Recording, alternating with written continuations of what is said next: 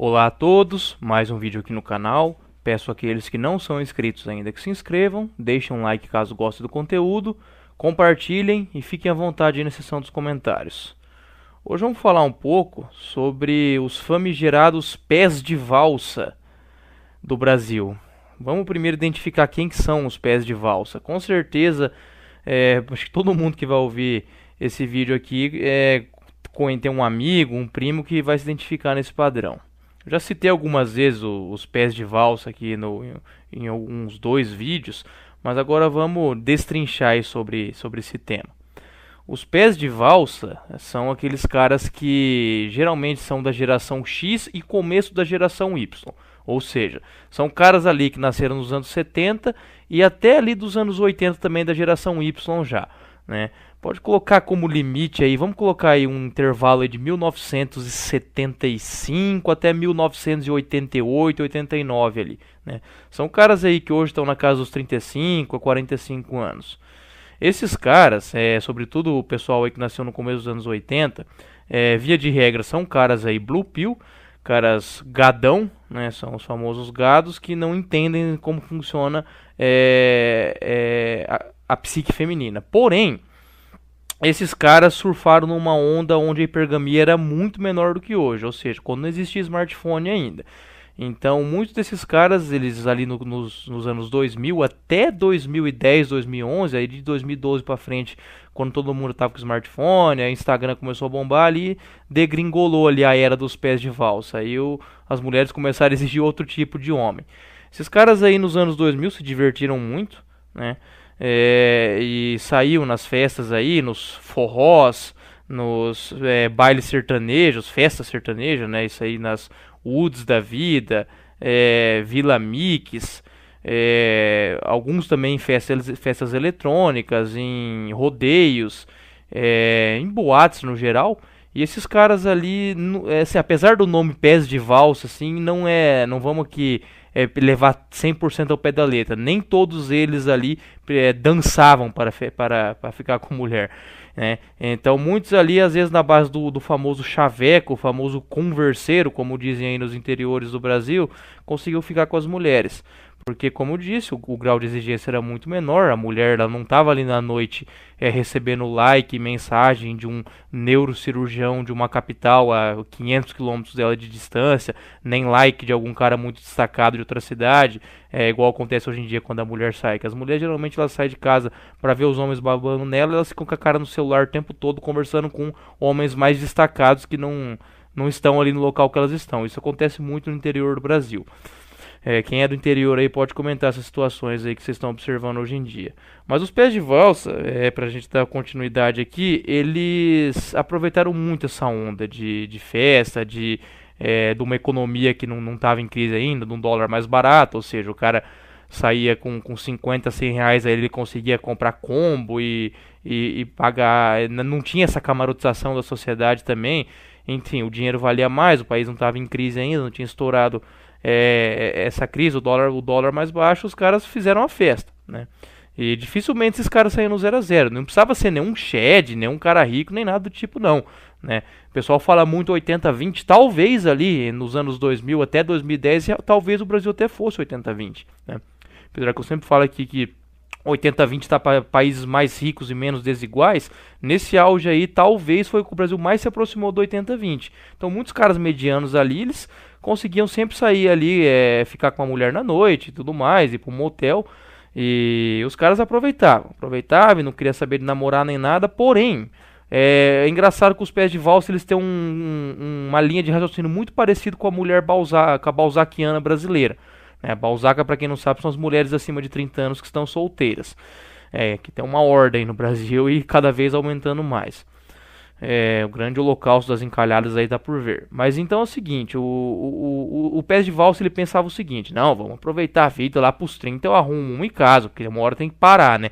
Ele tinha muito esse pensamento, como ele tinha abundância, né? A hipergamia era menor no Brasil, ele aproveitava pra caramba, ficava com várias, saía 3, 4, 5 dias da semana aí pra festar. E open bar e tudo mais, o cara tava ali numa abundância e falou, não, mas uma hora eu quero sossegar, né? O brasileiro, isso aí tanto homem quanto mulher aí que que acha que o casamento é a ordem natural da vida em pleno 2021 aí com essa misandria, com essas leis malucas, com a sociedade totalmente louca, eles têm esse pensamento, né, de uma hora tem que sossegar, né? E o sossegar geralmente é enfiar a vida deles lá no talo, né? Então o que acontecia com esses caras? Eles aproveitavam bem e tudo mais, e esses caras ficavam com muitas mulheres bonitas, né? As mulheres bonitas eram mais acessíveis aí até pros homens que não tá ali no 1 não precisava estar no 1% para ficar com mulher muito bonita regularmente, há 10, 15 anos atrás. Mas esses caras aí, eles acabaram, muitos deles, por isso que eu disse que com certeza todo mundo que vai ouvir conhece algum ex-pé de valsa aí, né? Ex não, né? Porque uma vez pé de valsa, sempre pé de valsa. Vou falar depois o que acontece se esses caras vêm a ficar solteiros e tomam um divórcio. Mas esses caras acabaram casando, muitas vezes com mulheres medianas, com mulheres ali que infernizavam a vida deles. E esses caras acabaram virando paus mandados. Eles saíram ali ele era o pé de valsa, o simulacro de cafajeste, alguns até cafajestes verdadeiros, pegadores, e daí de repente esses caras bateram os 30 ali, começaram a pensar em construir família e tudo mais, e acabaram casando com muitas mulheres medianas. Não só medianas, como também mulheres que controlavam e controlam a vida desses sujeitos, né? Aqueles que estão casados ainda, porque vários tomaram um divórcio na cabeça. E assim, o pé de valsa, o cara que tem 35, 40, 45 anos, é casado e tá atolado na Matrix ainda, ele não acompanhou muito essa mudança do mundo, né? Você pode perceber que a maioria desses caras de 35, 40 anos que são casados, eles são totalmente tarados.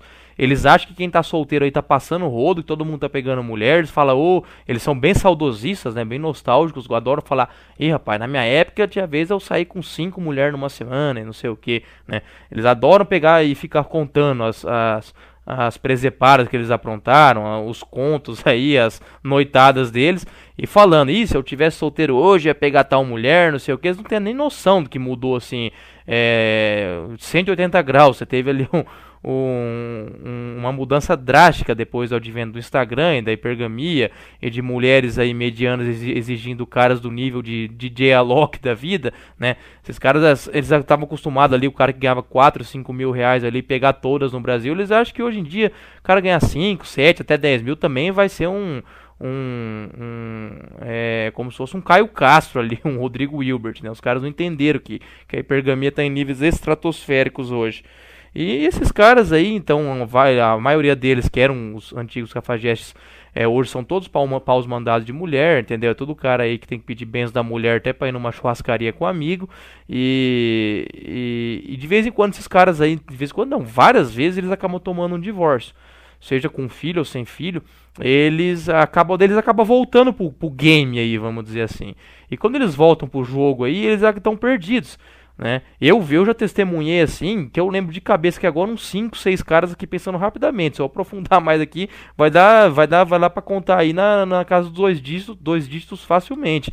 De caras que ficaram solteiros e quando foram tentar abordar a mulher aí em 2019, 20, 21, esses caras aí estão tomando um toco atrás do outro. E vários deles, então, inclusive, estão indo pro serviço pago.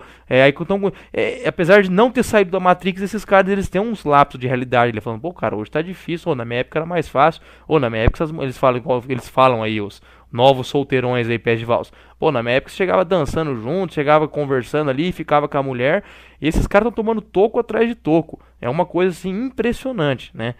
Então, pra gente finalizar aí, hoje o vídeo um pouco mais curto, né, sobre os pés de valsa, com certeza aí, como eu disse, vocês conhecem alguém assim. Esses caras, eles são matrixianos ainda, eles pararam no tempo lá em 2007, eles não entenderam que as regras do jogo mudaram totalmente.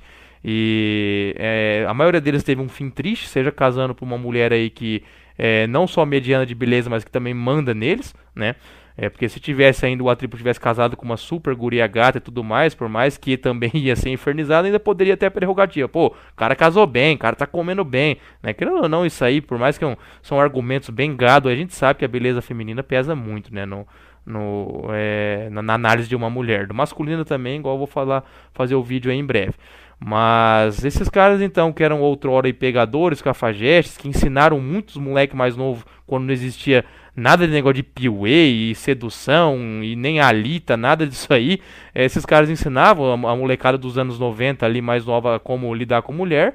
E esses caras tiveram um fim ali bem esquisito, né? E alguns tomaram divórcio, e os que voltam pro jogo aí quando ficam solteiros estão mais perdidos que seguem tiroteio, né? Então fica aí a mensagem de hoje sobre os famigerados pés de valsa desse Brasilzão. Forte abraço a todos.